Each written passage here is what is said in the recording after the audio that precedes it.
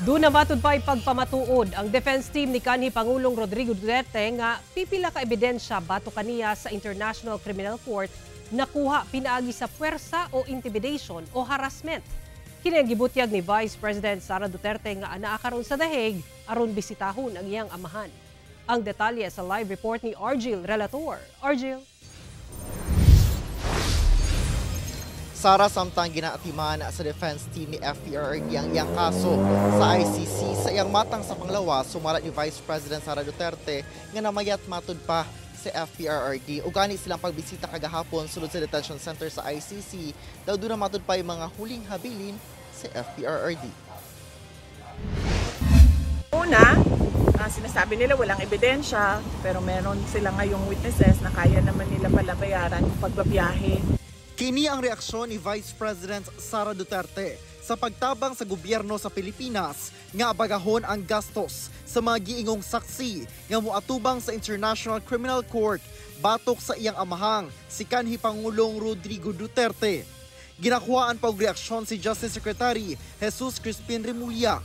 Apan una na gibutyag o gipaklaro ni Remulla nga seguridad lang sa mga saksi ang ihatag sa gobyerno o dili ang pagbiyahe padulong sa The Hague. Gipangutana sab ang bise, labot sa gibutyag ni Justice Secretary Remulla nga dakong hagit ang kaso. Sa una na sab gibutyag ni Remulla, labot sa mga ebidensya batok sa kanhi Pangulo. Kasi dito, binura na lahat ng pwedeng burahin para hindi matuloy ang mga kaso. Ang komento ni VP Sara Niini. Gawa talaga na ebidensya. At yung ibang ebidensya nila, meron din tayong ebidensya na kinuha yon by force or intimidation or harassment of individuals. So, makikita din natin yun soon, very soon. Ginapangayuan pa og pahayag ang Justice Department labot ni ini. Kasamtangang anaa sa The Hague si VP Sara hangtod sa July 23 aron mo bisita sa amahang si FPRRD. Gina-maximize matud pa sa pamilya Duterte ang 4 times a week nga gitugot nga pagbisita kay FPRRD.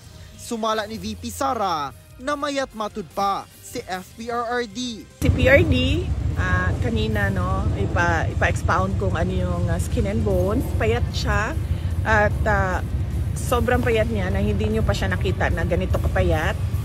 Siguro nakita ko siyang ganito kapayat nung binata pa siya and sa photo. Hinoon, mas maayo daw ngayong ana ang lawas ni FPRRD kung itandi ni adtong dako ang iyang tiyan nga daw unhealthy. Apan sa pagbisita nila kagahapon, gibutyag matud pa ni FPRRD ang iyang habilin. He's not in the mood, nagbigay na siya ng kanyang mga huling habilin. Sabi niya kung saan daw siya mamatay, doon daw siya i-cremate. Okay, so sabi niya pag sabi niya kung mamatay daw siya dito sa Netherlands, wag na daw iuwi yung kanyang katawan sa Pilipinas. Ipa-cremate lang daw siya dito, yung ashes na lang daw yung iuwi.